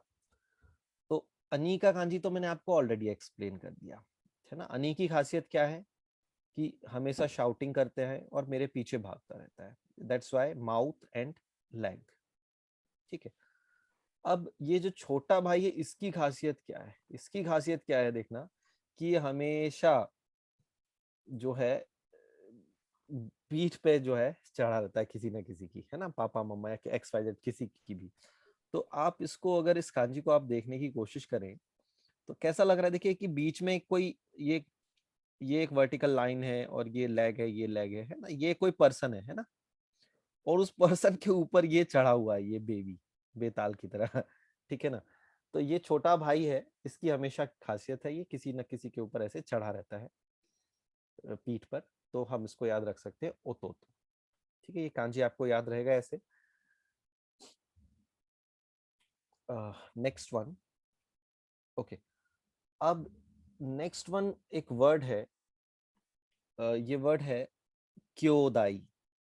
क्योदाई, ठीक है। नाउ व्हाट इज दिस क्योदाई? तो क्योदाई में जो क्यो है, क्योदाई में जो क्यो है ये बड़े भाई का कांजी है और ये वाला छोटे भाई का कांजी है ना, ये अनी है और ये ओतोतो है। तो बड़ा भाई एंड छोटा भाई क्या बन जाएगा बताइए? बड़ा भाई एंड छोटा भाई मतलब भाई भाई, भाई भाई मतलब ब्रदर्स। तो बेसिकली ये जो क्योदाई वर्ड होता है इसका मतलब होता है brothers. Got it? Yes. So क्योदाई, क्योदाई इज ब्रदर। नाउ जैसे अभी हमने ब्रदर्स को कंपेयर किया वैसे ही हम अब सिस्टर का कांजी देखते हैं। ठीक है, तो ये जो है वर्ड हमारा ये है अने। अने, ठीक है। अने का मतलब होता है एल्डर सिस्टर। एल्डर ब्रदर का क्या था बताइए? अनी, है ना, और Ani. अनी। और एल्डर सिस्टर का क्या है? अने। तो देखिए बहुत ही क्लोज है, बहुत, है ना, इसलिए कंफ्यूज मत होना। ब्रदर का था अनी, तो अनीगिरी अगर आपको याद रहेगा, अनीगिरी है ना, तो वो भाईगिरी हो जाएगा, अनी, है ना। और ये है अने। नाउ अने, अपनी खुद की बड़ी बहन के लिए हम क्या कहेंगे? अने। और अगर दूसरे की बड़ी बहन है तो हम क्या कहेंगे? ओ ने सान। ठीक है ना। अब इसमें भी देखिए केवल ने बचा है यहाँ पर ना, ओ और ये कांजी का अने, अने में से सिर्फ ने लिया है यहाँ पर हमने, ओने सान, और प्रोलॉन्ग भी किया है, ओने, ने के बाद ए लगाया हुआ है, ओने सान। ठीक है, तो अने एंड ओने सान, एंड दैट वाज अनी एंड ओनी सान, ब्रदर ना। चलिए अब हम बात करते हैं इसके कांजी की। ठीक है, तो इसके कांजी को थोड़ा सा आप ध्यान से देखिए। ये जो कांजी है, इस कांजी का जो फर्स्ट पार्ट है, ये वाला पार्ट, ये क्या दिखा रहा है बताइए? ये किस चीज का कांजी है? ये वुमेन का कांजी है। भूल गए, ये बहुत ही बेसिक कांजी है ये वाला, है ना। ये वाला कांजी वुमेन का कांजी है ना। वुमेन के कांजी को ही थोड़ा सा इन्होंने ऐसे श्रिंक कर दिया है थोड़ा सा। ठीक है, तो ये तो वुमेन का कांजी है।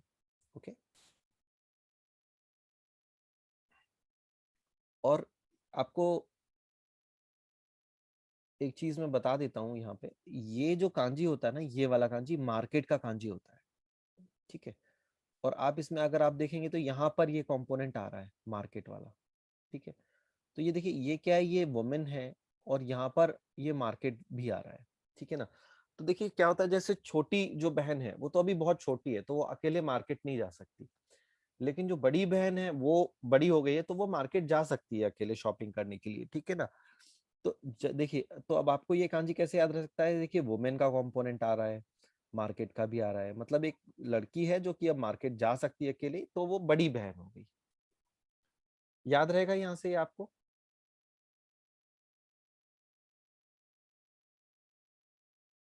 हेलो, ठीक है। Yes, yes. अच्छा, अब हम बात करते हैं इमोतो की। Emoto, now what is this Emoto? इसमें भी गड़बड़ लग रही मुझे। Small sister. हाँ, ये जो है वो प्रोनाउंसिएशन में थोड़ा सा गड़बड़ यहाँ पे हुआ है। इमोतो, इसका प्रोनाउंसिएशन ऊ से होगा, इमोतो। इमोतो।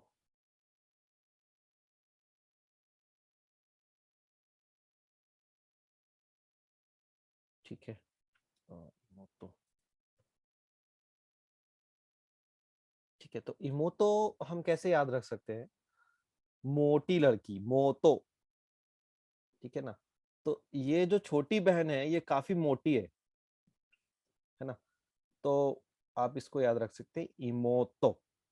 ना अगर इसके कांजी को हम थोड़ा सा ध्यान से देखें, ये देखिए, ये इसका कांजी है, तो देखिए लेफ्ट साइड में वही वुमेन वाला कंपोनेंट आ रहा है जो कि पिछले कांजी में आया था, और ये एक कंपोनेंट और आ रहा है यहाँ पर।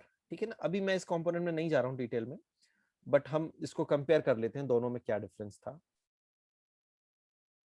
ठीक है, आपको मतलब सिर्फ मेमोनिक टेक्निक दे रहा हूं मैं ये। तो ये है इमोतो और ये है अने। अब इन दोनों में फर्क क्या है देखिए कांजी में, ये देखिए वोमेन का कंपोनेंट दोनों में आया है। ठीक है, अब अगर आप इसको देखेंगे, ठीक है ना, तो मतलब अगर इसको मैं एज अ ड्रेस एज्यूम करूं, तो इसका जो ड्रेस है ऐसा लग रहा है जैसे कि एक लॉन्ग ड्रेस पहना हुआ है इसने ना, one one piece long dress पहना हुआ है। ये देखिए ये ऐसे वर्टिकली डिजाइन आया हुआ है, जबकि इसमें ऐसे डिजाइन आया हुआ है ना, it looks like a skirt.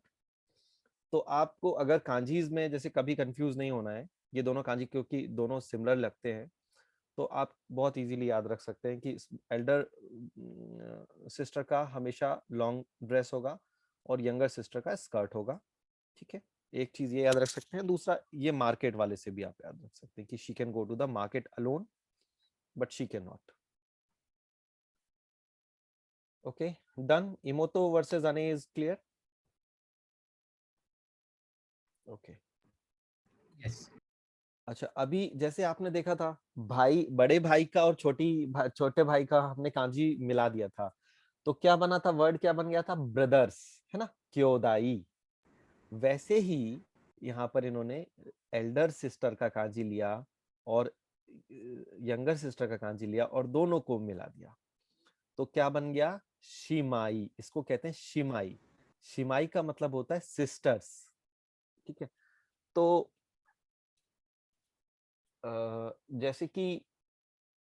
जैसे कि कंपनीज वगैरह में भी होता है ना, कई सारी कंपनीज होती हैं कि लाइक लेमन ब्रदर्स और something something X Y Z, कुछ भी कंपनी का नाम होता है ना, ब्रदर्स करके होता है, या कई बार सिस्टर्स करके भी होता है, तो वो वहां पर भी ये क्योदाई आएगा, क्योदाई या शिमाई यूज होगा। ठीक है, अगर जापानीज में ऐसे कोई कंपनी का नाम है तो। ओके, तो हमने यहाँ पर कंप्लीट कर लिया सारे, हमने मोस्ट ऑफ द जो रिलेशंस हैं वो देख लिए। तो इसको करने के बाद हमारा जो फैमिली ट्री है वो कुछ इस तरह से बन जाता है कि ये मैं हूं यहाँ पर, वाताशी। ये मेरा ओतोतो है, छोटा भाई, ओतो कर रहा है, बहुत ज्यादा रो रहा है। ये मेरी इमोतो है, छोटी बहन, बहुत मोटी है, मोतो। ये मेरा अनी है, ठीक है, और ये मेरी अने है। Okay, Elder Elder brother and Elder sister. ये मेरे पेरेंट्स हैं, हाहा एंड चिची। ये मेरे ग्रैंड पेरेंट्स हैं, सो बो एंड सोफू। ठीक है, अच्छा, अंकल सर और आप आंट। कौन हो? मैं इधर हूँ, वाताशी। ये वाताशी लिखा हुआ है ना, वाताशी मतलब मैं। हाँ, मतलब मैं मतलब मैं एग्जैक्टली खुद ही नहीं हूँ, बट मैं बता रहा हूँ कि हाँ, मैं अगर ये हूँ तो। ठीक है, अच्छा, इसके अलावा मैं आपको बताता हूँ, अगर अंकल और आंट हो हमारे, है ना, तो उनको हम ओजी एंड ओबा कहते हैं। अच्छा, आपने देखा होगा कि जो दूसरे लोगों के दादा और दादी थे, ठीक है, चलो अभी मैं ये आपको बताता हूँ, पहले नेक्स्ट स्लाइड पे चलते हैं। अब ये देखिए, ये मेरी फैमिली नहीं है, ये किसी और की फैमिली है ना, ये आपकी फैमिली है, यहाँ पर आप हो। तो अब आपके बड़े भाई को मैं क्या कहूंगा? आपके बड़े भाई को मैं कहूंगा ओनी सान, बड़ी बहन को ओने सान, छोटे भाई को ओतो तो सान, सान। है ना, छोटी बहन को इमोतो सान, है ना। आपके पेरेंट्स को मैं क्या कहूंगा? ओका सान, ओतो सान, है ना। और आपके दादी को ओबासान और दादाजी को ओजी सान कहूंगा। ठीक है, अब ध्यान देना, अब सपोज कीजिए कि आपके अगर अंकल और आंटी भी हैं, ठीक है ना, तो देखना दादी क्या थी? ओबासान, एक प्रोलॉन्गेशन था, वो प्रोलॉन्गेशन नहीं करूं मैं, अ हटा दूं तो क्या बचेगा? ओबासान। ये देखिए ओबासान। तो ओबासान मतलब होता है आंटी, और ओजी सान का अगर मैं प्रोलॉन्गेशन ना करूं, ई हटा दूं, तो बचेगा ओजी शान। ओजी शान होता है अंकल। बात समझ में आई आपको? कितना प्रोलॉन्गेशन से कितना फर्क आ जाएगा? ओबा सान इज दादी, ओबा सान इज आंटी। ओके, तो अंकल आंटी के वर्ड आपको समझ में आ गए, ओबासान एंड ओजीसान। ठीक है, अब इसमें से सान हटा दें अगर हम, तो मेरे खुद के अंकल आंटी बन जाएंगे ना। ओबा इज माई आंटी एंड ओजी is my uncle. Got it? Yes. Okay, चलिए अभी कुछ वर्ड्स और हैं जो कि हस्बैंड वाइफ से रिलेटेड हैं, वो मैं कवर कर लेता हूं। सॉरी, चलिए लास्ट 2 स्लाइड से ये करके हम लोग आज रैप अप करेंगे। ओके, तो ये एक फैमिली है, इसको मैं आपको इंट्रोड्यूस करता हूँ यहाँ पे। ये एक पर्सन है अमित, ठीक है। इसका जो बेटा है इसका नाम है सुमित, एंड इसकी एक जो लेडी से शादी हुई है, कोई I think south Indian lady है प्रोबेबली, उसका नाम है मनुगिरी, ठीक है। अब ये नाम क्यों रखे हैं आपको भी समझ में आएगा, ठीक है। तो सबसे पहले तो मैं आपको बता देता हूँ यहाँ पर कि वाइफ के लिए क्या क्या वर्ड्स यूज करते हैं, ठीक है। तो एक वर्ड तो आपने अभी सीखा ही था, कानाई। ऑलरेडी आपने सीखा था ना, घर के अंदर वाली, है ना, दैट बिकम्स कानाई। तो ये जो मतलब घर वाली, एक तरह से देखा जाए तो घर वाली है ना, तो घर, ये वर्ड जनरली हम कब यूज करते हैं? खुद की वाइफ के लिए यूज करते हैं, ठीक है ना। तो ये देखिए, ये ग्रीन अलग है और यहाँ पे नीचे ब्लू में ये 2 अलग है। तो ये जो नीचे वाले 2 वर्ड्स हैं, ये हम खुद की वाइफ के लिए यूज कर सकते हैं, ठीक है। ये वर्ड क्या है? सुमा। सुमा, सु है और माँ है, सुमा। सुमा का मतलब क्या हो गया? सुमित की माँ। तो मतलब आप कोई अपने वाइफ को बुलाता है ना इस तरह से कि भाई, अपने बच्चे के नाम लेकर के बुलाता है कि भाई सुमित है तो सुमित की माँ। तो सुमित की माँ का क्या हो गया शॉर्ट में? सुमा। सुमा, ठीक है। ये सुमा नहीं है, देखिए सिर्फ सु और माँ नहीं है, ये क्या है? सु, आधा त एंड सु, सुमा, ठीक है, सुमा। तो अपनी खुद की वाइफ के लिए आप यूज कर सकते हैं सुमा एंड कानाई। और अगर किसी दूसरे की वाइफ है, देन यू हैव टू से ओकुसान। ओकुसान, एक्चुअली ओकू, ये जो ओकू कांजी है, इसका भी मतलब अंदर ही होता है ना, अंदर की तरफ। ओकू का मतलब होता है अंदर, ओकू अंदर, ओकुसान। तो बेसिकली वो भी घर वाली ही है, उसका भी मतलब, बट दूसरों के लिए ये यूज किया जाता है ओकुसान, ठीक है। नाउ अब ये हमने अभी पढ़ा कि भाई वाइफ को हम क्या क्या कह सकते हैं, ठीक है। खुद की वाइफ को सुमा, कानाई, दूसरे की वाइफ को ओकुसान। अब बात करते हैं कि हस्बैंड को क्या क्या कह सकते हैं, ठीक है। तो अब हस्बैंड के लिए देखिए कई सारे वर्ड्स हैं, तो उसको हम थोड़ा सा समझने की कोशिश करते हैं। देखिए, अगर हम देखें कि पुराने टाइम में क्या वर्ड चलता था सबसे ज्यादा जापान में, तो वो चलता था शुजिन। शुजिन, ठीक है, ये पहला वर्ड है। अब ये जो शुजिन है, ये बेसिकली ये क्या है? मास्टर का कांजी है। पिछली क्लास में मैंने आपको पढ़ाया था, ये देखिए किंग है ना, ये किंग है, और किंग के ऊपर एक और ये फेदर यहाँ पर लग जाता है, तो मतलब वो किंग बड़े सबसे बड़ा किंग बन जाता है ना, मास्टर, लॉर्ड। तो ये बन गया मास्टर एंड ये पर्सन, मतलब, तो मतलब कि इसका जो एक्चुअल में जो सेंस आ रहा है ना, मतलब वो ये आ रहा है कि मैं आपको लॉर्ड, मतलब मेरा लॉर्ड, मेरा भगवान, काइंड ऑफ समथिंग। तो ये पहले ऐसा कॉन्सेप्ट था बहुत ज्यादा कि भाई हस्बैंड को एकदम ही बहुत ज्यादा ऊपर माना जाता था। लेकिन आजकल के जैसे जो वाइफ्स होती है ना, जो नई मॉडर्न वाइफ है, वो सुजिन वर्ड यूज करना पसंद नहीं करती उतना ज्यादा, क्योंकि मतलब सुजिन मतलब आप समझ रहे हो ना, किसी को एकदम आप इतना ऊपर दिखा रहे हो। तो आजकल क्या है कि थोड़ा सा बराबरी का है, तो आजकल की जो मॉडर्न वाइफ्स हैं वो सुजिन नहीं कहती उतना ज्यादा, ठीक है। तो अब वो क्या कहती है वो अभी हम समझेंगे। तो सुजिन आपको समझ में आ गया, सुजिन का मतलब समझ में आ गया है ना। सुजिन मतलब लॉर्ड पर्सन, ठीक है ना, हस्बैंड या मास्टर। चलिए अब हम बात करते हैं ये कब यूज होता था? ये हमारे खुद, ये हमेशा खुद के हस्बैंड के लिए यूज होता था, है ना। Now the next word is दाना, दाना, ठीक है। Now this is used for someone else husband. तो जैसे मुझे बात करनी कि भाई आपके हस्बैंड, तो योर दाना, ठीक है। तो ये किसी और के लिए यूज किया जाएगा, अब कभी भी खुद के लिए यूज नहीं किया जाएगा। द थर्ड वन, ये है ओतो, ठीक है। ओतो का भी मतलब हस्बैंड होता है। अब आप देखिए, शुजिन सिर्फ अपने लिए था, दान्ना सिर्फ किसी और के लिए था, जबकि ओतो जो है वो आप अपने लिए भी यूज कर सकते हो और किसी थर्ड पर्सन के लिए भी यूज कर सकते हो। तो आजकल जो वाइफ्स हैं वो शुजिन की जगह ओतो यूज करना प्रेफर करती हैं कई, है ना। ऑल्दो फॉर्मल, जब बहुत ही फॉर्मल सिचुएशन हो तब सुजिन बोला जाता है, बट नॉर्मली ओतो बोला जाता है, ठीक है। अब ओतो क्योंकि आपने देखा कि दोनों सिचुएशन में यूज हो सकता है ना, खुद के लिए भी और तीसरे पर्सन के लिए भी। तो मतलब जैसे कि मैं आपसे बात कर रहा हूँ तो मुझे कहना है कि ओतो, तो खुद का ओतो, तो मैं वाताशिनो ओतो भी कह सकता हूँ कि वाताशिनो ओतो, ठीक है। जबकि ये शुजिन वगैरह में वाताशिनो वगैरह नहीं लगाया जाता, उसका वो तो सिर्फ हमेशा ही खुद के लिए यूज होता है, तो शुजिन बोला मतलब खुद का ही होगा, ठीक है।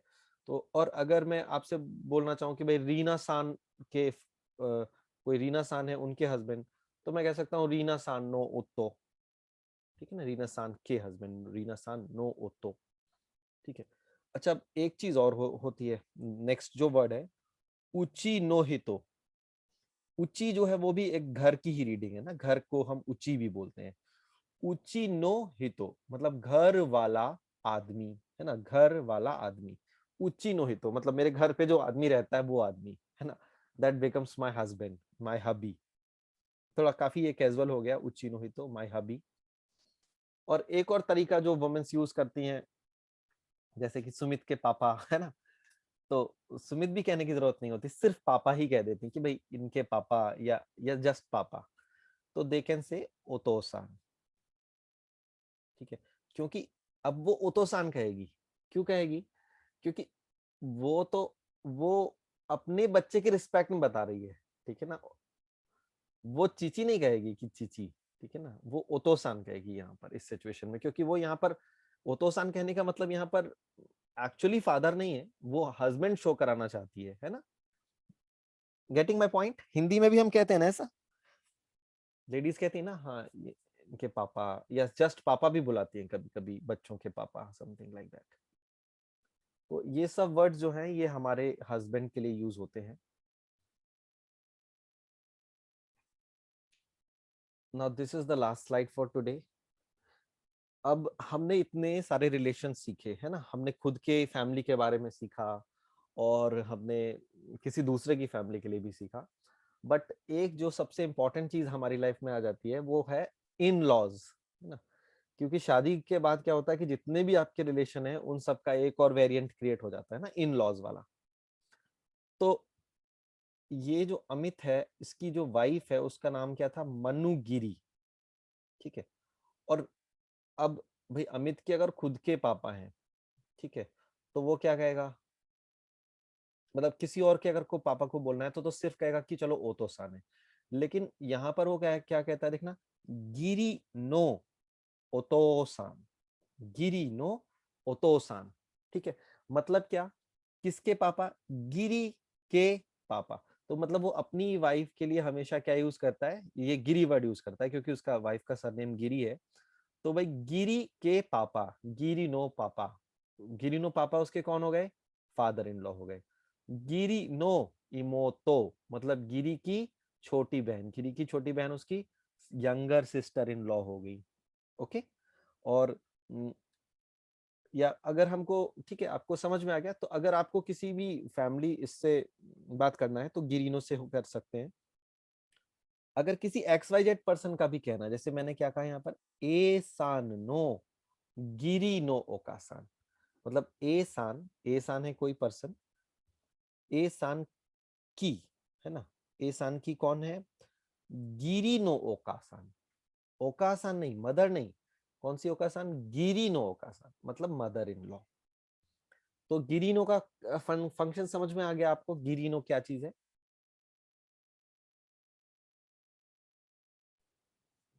ग्रीनो इट्स एग्जांपल ओनली ना, बाकी तो जो सरनेम होगा वही लेंगे। नहीं नहीं नहीं नहीं नहीं नहीं, गिरिनो वर्ड है ग्रीनो ये मैंने आपको याद अच्छा करने के लिए मेमोनिक बताया है, हमेशा गिरिनो ही होगा। अगर ओके गिरिनो ओके लगा दिया है किसी भी के आगे तो उसका मतलब होगी, ये देखिए, गिरिनो का मतलब है इन लॉ, गिरिनो का मतलब है इन लॉ। तो किसी भी के आगे बस गिरिनो लगा दो तो वो बन जाएगा। तो इसीलिए इन लॉ मैंने हो जाता है। हाँ, ये एग्जांपल नहीं है, मनुगिरी एक जस्ट एग्जांपल नहीं है, ये मेमोनिक है कि आपको याद रहे कि हाँ भाई चलो इनकी वाइफ ऐसे गिरी थी तो गिरी गिरिनो करके लगाते हो। ओके, ओके चलिए फिर आज के लिए हम यहाँ पर रैप अप करते हैं। चलिए 3-4 स्लाइड्स बची हैं, इसको मैं करवा ही देता हूँ। Okay, now this word is केक्कोन। केक्कोन, केक्कोन का मतलब होता है शादी। ठीक है, अब यहाँ पर देखना, अब ये कांजी वगैरह में नहीं जा रहा है, बहुत डिफिकल्ट है अभी। केक्कोन, केक्कोन मीन्स शादी, और केक्कोन के आगे एक और चीज लगी हुई है, शिकी। केक्कोन शिकी। तो अगर किसी भी चीज के आगे अगर हम शिकी लगा देते हैं तो उस चीज की सेरेमनी बन जाती है। शिकी का क्या मतलब होता है? सेरेमनी। तो क्या केक्कोन शिकी। नौ आप क्या को कैसे याद रहेगा कि केक्कोन का मतलब क्या है? तो जैसे कि देखिए, मूवी का नाम क्या है? हम आपके हैं कौन। ठीक है, तो सलमान क्या बोलता है इस पे? हमसे करोगी केक्कोन। ठीक है ना, मतलब तुम मुझसे शादी करोगी, है ना, दैट इज द क्वेश्चन। और अगर जैसे कि ये मूवी है मुझसे शादी करोगी, तो इसका जापानीज में क्या हो जाएगा कन्वर्ट? थोड़ा सा, अगर थोड़ा सा जापानी यूज करें तो मुझसे केक्कोन करोगी। ठीक है, तो ट्राई टू रिमेम्बर दिस, केक्कोन।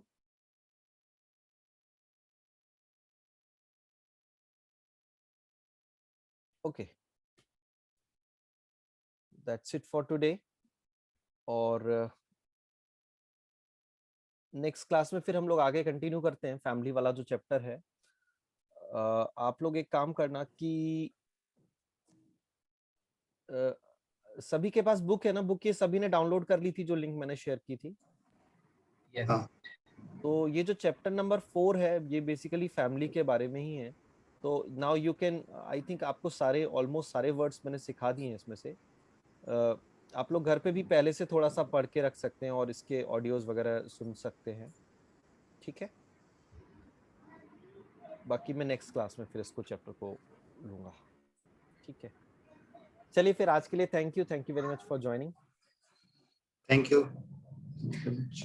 Okay okay, bye.